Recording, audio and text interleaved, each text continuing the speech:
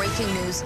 Attorney General Merrick Garland, FBI Director Christopher Wray, Homeland Security Secretary Alejandro Mayorkas, and other top officials are holding a press conference on what they call significant human rights enforcement actions. Let's listen in. Rosenbaum, the head of the department's War Crimes Accountability Team, Christian Levesque, lead prosecutor for the War Crimes Accountability Team, and David Sumberg, Assistant Director in charge of the FBI Washington Field Office. On February 24th, 2022, Russia commenced its full-scale, unprovoked invasion of Ukraine. In the nearly 2 years since, we have all seen invading Russian forces commit atrocities on the largest scale in any European armed conflict since the Second World War. We have all heard the accounts of Ukrainian civilians targeted and executed, Ukrainian children forcibly deported, and Ukrainian women and girls sexually assaulted. And as the world has witnessed the horrors of Russia's brutal invasion of Ukraine, so has the United States Department of Justice. That is why the Justice Department has filed the first ever charges under the U.S. War Crimes Statute against 4 Russia-affiliated military personnel for heinous crimes against an American citizen. Congress passed the U.S. War Crimes Statute nearly 30 years ago to give us jurisdiction to prosecute war crimes committed against American citizens abroad. In an indictment returned yesterday in the Eastern District of Virginia, we have charged 4 Russia-affiliated military personnel with war crimes against an American citizen living in Ukraine. The charges include conspiracy to commit war crimes, including war crimes outlawed by the international community after World War II, unlawful confinement, torture, and inhuman treatment. Like all defendants in the U.S. criminal justice system, the defendants in this case are entitled to due process of law and are presumed innocent until proven guilty. We allege that in April of 2022, 2 commanding officers of Russia-affiliated forces, Suren Suranovich Mukherjian and Dmitry Budnik, as well as 2 lower-ranking soldiers whose first names are Valery and Nazar, committed war crimes against an American citizen who had been living in Russia since 2021. The victim was living in Mylove, a small village in southern Ukraine, and was not participating in the armed conflict between Russia and Ukraine. As such, the victim was what is known as a protected person under international law.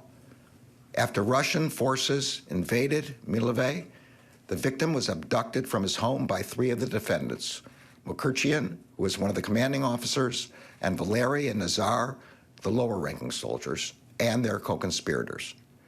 During the abduction, we allege that those defendants threw the victim to the ground while he was naked, tied his hands behind his back, pointed a gun at his head, and beat him with their feet, their fists, and the stocks of their guns. We allege that they forced him into a building that Russia-affiliated forces were using as a jail and into a closet that they were using as a jail cell. We allege that as they interrogated him, they tortured him. They beat him again with a gun. They punched him in his chest and stomach. They threatened to shoot him. They stripped off his clothes and took pictures. One of their conspirators threatened to sexually assault him. And during the interrogation, when the victim's answers did not satisfy the defendants, we allege that Budnik, who was also a commanding officer, threatened the victim with death and asked for his last words.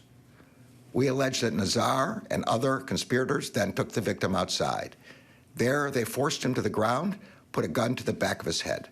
The victim believed he was about to be killed. They moved the gun just before pulling the trigger, and the bullet went just past his head. After the mock execution, the victim was beaten and interrogated again.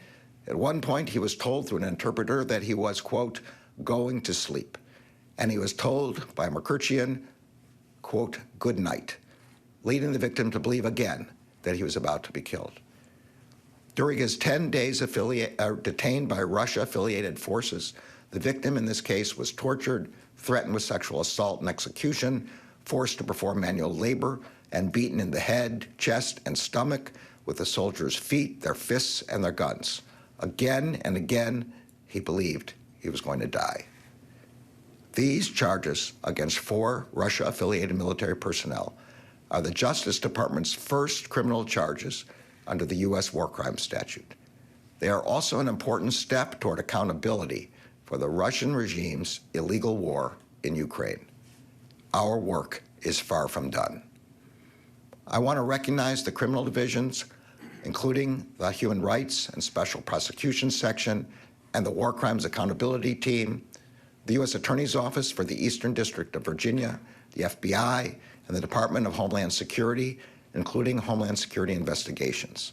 Their diligent and skillful work is what made these historic charges possible.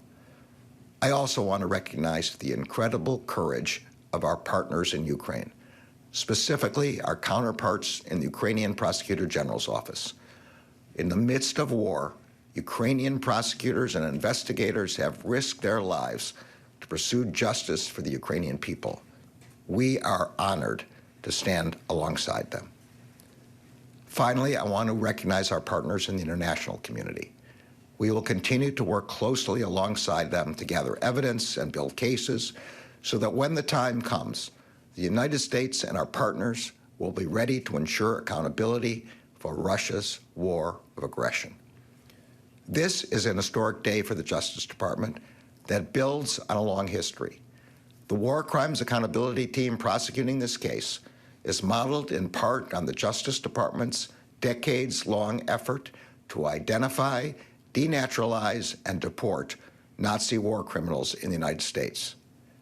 During that effort, the department's Office of Special Investigations brought more than 130 cases against perpetrators of Nazi crimes. In the vast majority of those cases, the perpetrators were not identified until decades after they committed their horrific crimes. This history should make clear that the Justice Department and the American people have a long memory.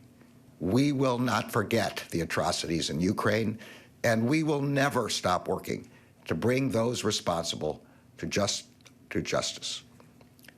Throughout our work, we will continue to put our trust in the rule of law. The rule of law is the best answer we have to crimes that cannot be truly answered.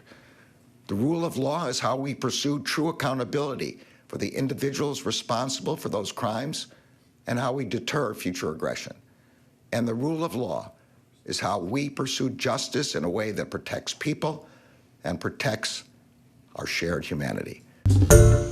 Hi everyone, George Stephanopoulos here. Thanks for checking out the ABC News YouTube channel. If you'd like to get more videos, show highlights, and watch live event coverage, click on the right over here to subscribe to our channel, and don't forget to download the ABC News app for breaking news alerts. Thanks for watching.